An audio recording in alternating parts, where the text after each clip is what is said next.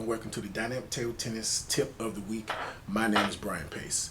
This week's episode comes by way of a Dynamic Table Tennis customer.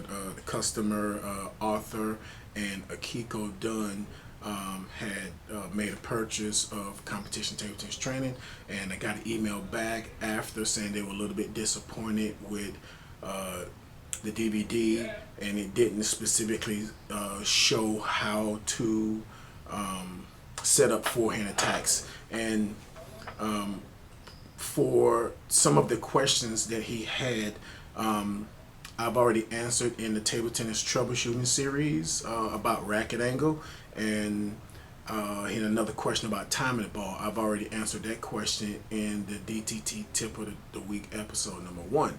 But he did have a specific question about setting up the forehand attack. And for these DVDs, what I'm trying to do is give an encyclopedia of information on how to develop the shots, not something so specific that if a person were to buy the DVD, they would look at that and say, that's not me.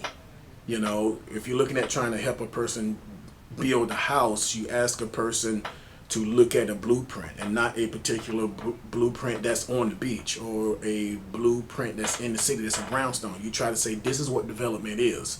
And for competition table tennis training, the DVD focuses on taking you through the process of creating a peak performance period to where you're absolutely playing your best. So something like help me set up a forehand attack and the right foot position. To get deeper into that, let's actually head out to the table.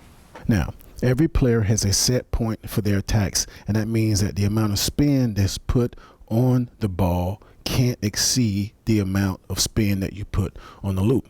And if that's the case, you're going to create a point of diminishing returns, which means the spin on the push is too much for the loop. So let's look at your loop in terms of weight versus lift. Let's say your loop maxes out at 40 pounds of lift.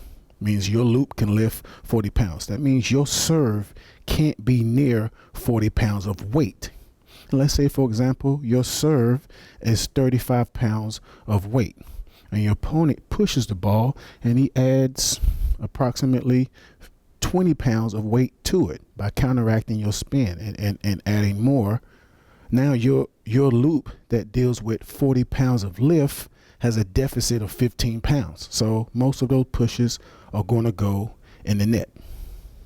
Now, I'll take information from the last local tournament that I played, and I profiled 2 different players that play 2 completely different ways with regards to weight versus lift.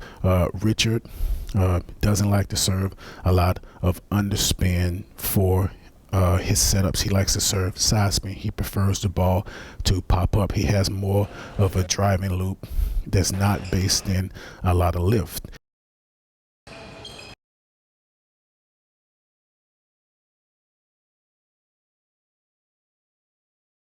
And the times that he puts underspin on the ball, you'll see that his attacks are almost always out of place.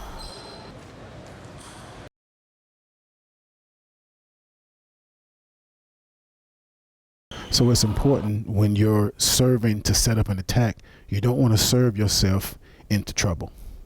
Now, Vinay, another local player, is a little bit more brazen about his approach. He likes to serve the ball fast and deep to get right into exchanges immediately. And this can catch you off guard if you're not prepared for a person that just wants to play fast topspin shots first. But what you can be sure of, if a player is approaching you in this way, they're not good lifting heavy underspin. So any chance you get to put heavy underspin on your serve or put heavy underspin on your serve return, you're going to most likely get a miss from the serve, or you're going to get a counter loop from your serve return. With regards to setups, you basically want to have 3 types of attacks. And the first one is the attack from the heavy underspin ball. And this allows you leverage to serve the ball heavy and low. And when your opponent pushes, you can make a high spin attack. You also want to have the attack that allows you to serve some type of side spin so that when your opponent flips the ball, you can make a driving attack. You also want to have the type of attack that you can do from making a no spin serve and your opponent pushing the ball high, and you can reach in over the table and drive that ball. This will allow you to use the full range of your loop to get the most out of your attacks.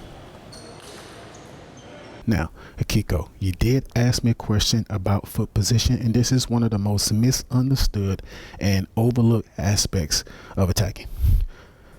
Akiko, wrap your head around this. Your loop is only as good as your position. And that means if you don't get your right foot down when you make an attack, if you don't get your right foot down when you make an attack, your loop won't have all the power it can generate.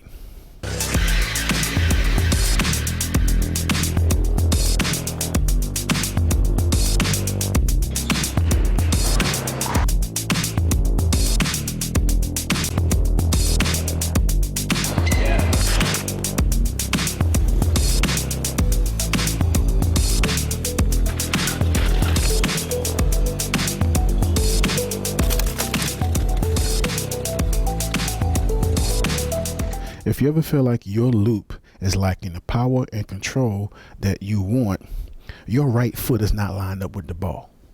And the way to center this is to make sure that if you are moving to your right, assuming you're a right-handed player, to make an attack, make the left foot step wider so that you can get your right foot down with the ball. Same here. If you're making a pivot, make sure the right foot is down with the ball. So let's play it right down the center. If this is the ball, look at my right foot and look at my racket. This is the perfect symmetry of your racket, your knee, and the ball so that you can get the most power and control out of your loop with little to no effort.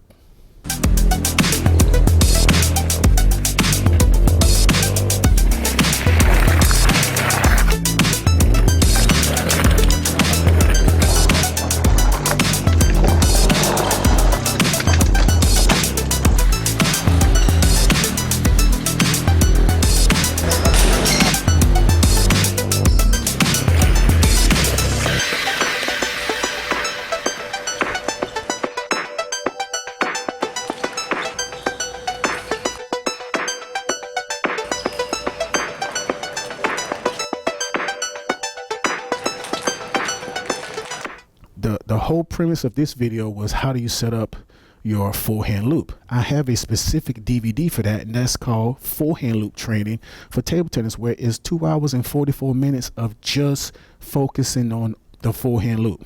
Where to play it from, where to play it to, how to set up an attack, how to third ball, how to counterattack, how to move the ball away. So if you're specifically looking for how to set up the forehand loop, Forehand Loop Training for Table Tennis is something that you want to purchase.